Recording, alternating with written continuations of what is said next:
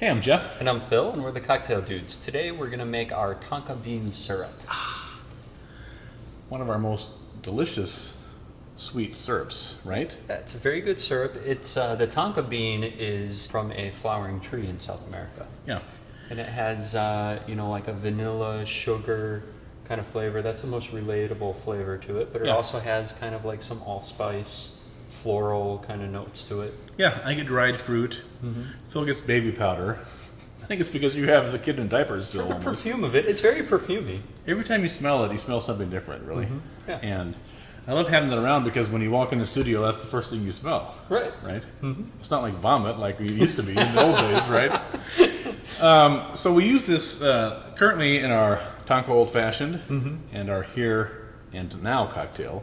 But we're definitely going to be experimenting more with it, so check back and see what else. What we have learned is the flavor is intense, but it gets overpowered pretty easily by any sort of strong spirit. So you have to kind of use stuff so this is sort of the center and the focus of the drink. Right.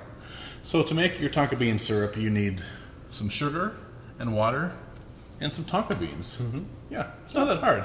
So you want to start over at the range, where we'll have 2 cups of water in a medium-sized sauce pot, and we'll turn the flame to a medium heat to get that warmed up. We'll add 2 cups of granulated sugar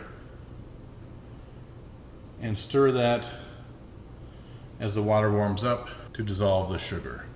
You don't want to bring the water to a rolling boil, but just get it near a boil. We sort of set 185 degrees as our goal. Once the sugar is dissolved and the water is to about 185 degrees or just below a boil, we're going to add 40 Tonka beans and stir those around for a minute.